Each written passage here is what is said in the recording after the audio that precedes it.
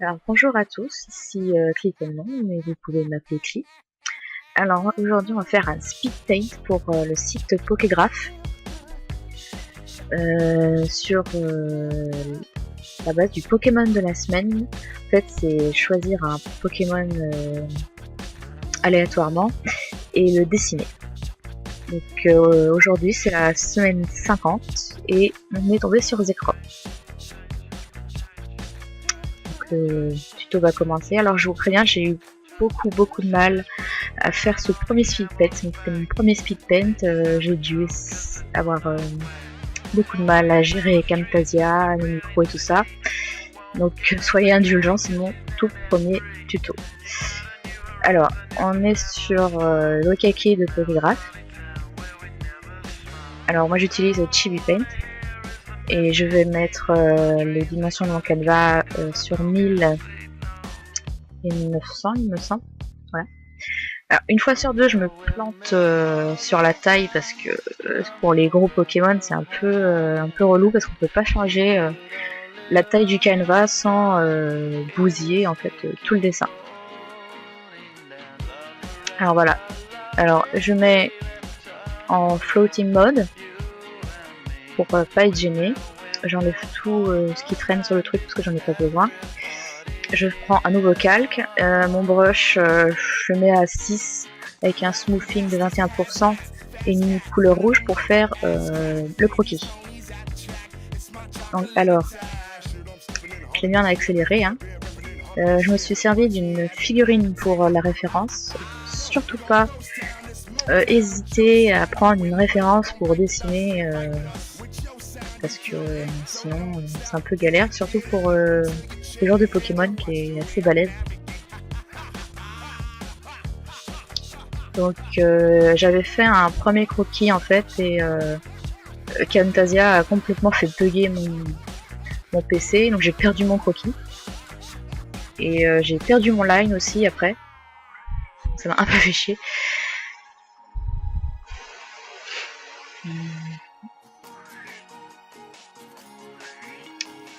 Donc là-bas, vous voyez, je fais une pose un peu unique parce que ma figurine n'est pas du tout comme ça. Je lui ai fait prendre une pose un peu basique pour avoir la tronche du squelette à peu près du Zekrom.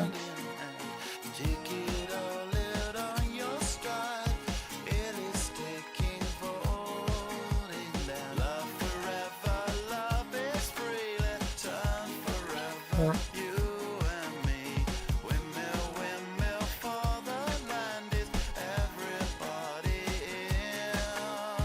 Alors la turbine, j'ai un peu galéré parce que l'angle ne me satisfaisait pas au début. J'ai un petit peu eu mal, donc je l'ai modifié plusieurs fois tout à l'heure, vous allez voir.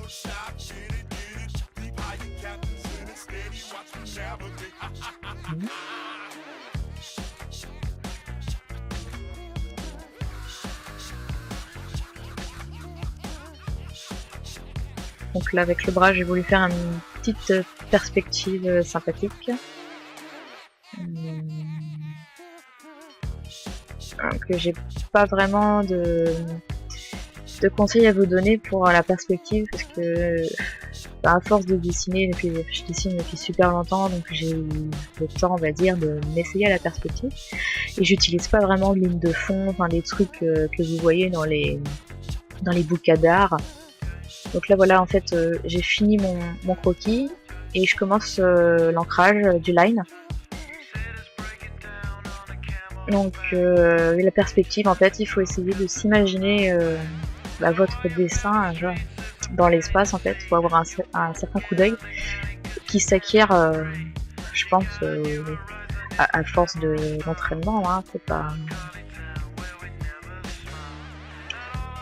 Je pense pas que ce soit inné, quoi. C'est à force de faire, quoi.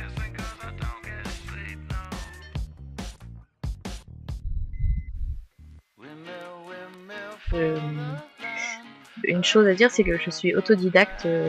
J'ai très peu utilisé de bouquins, de références. J'en achète beaucoup, mais je les visualise très peu en fait. Et Comme vous pouvez le voir déjà, rien qu'en parlant, j'ai un peu du mal à trouver quoi dire parce que j'ai pas vraiment de conseils à donner.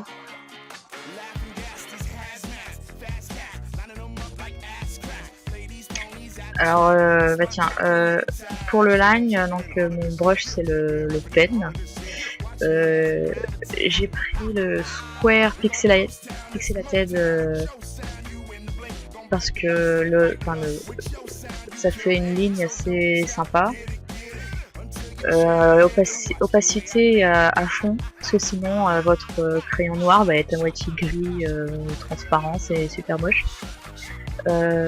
Et smoothing vachement à peu près 50% pour que ce soit plus sympa, que ça fasse pas des vaguelettes ou des tremblements dans votre truc.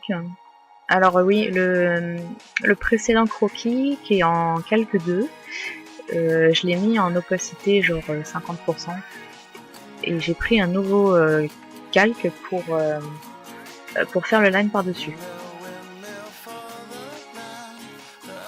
Alors c'est super parce que mon chat a profité du moment où je suis en train de parler pour monter sur une étagère et essayer d'ouvrir mon placard. Donc je suis en train de me retenir de sauter sur le chat, essayer d'attendre que le speed paint soit fini. Et ça fait des petites anecdotes. Donc voilà, la turbine, j'ai un petit peu galéré. Même sur le line, quoi. Il me semble que j'ai mis assez de temps pour la faire.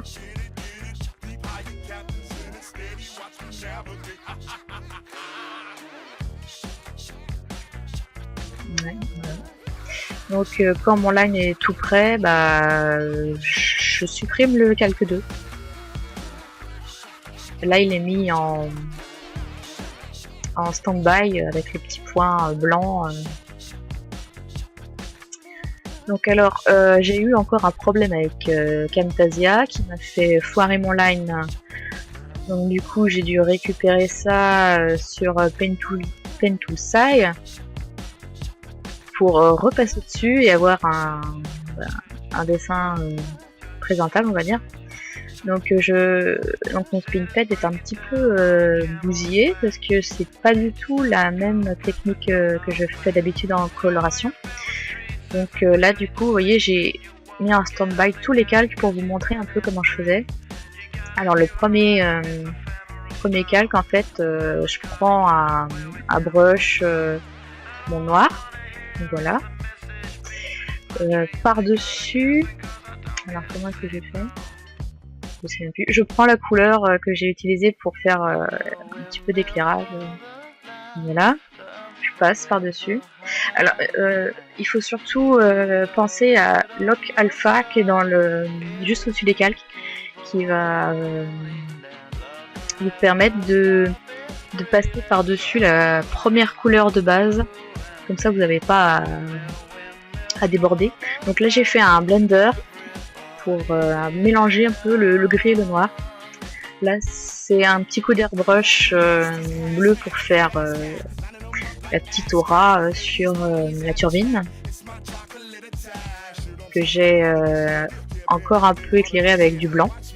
Donc là, voilà. Le deuxième calque, c'est le bleu de la turbine, donc voilà, hein, c'est la même technique. Les yeux, la gueule, c'est pareil. Et les zones noires. Donc voilà, je prends du noir dans mon main.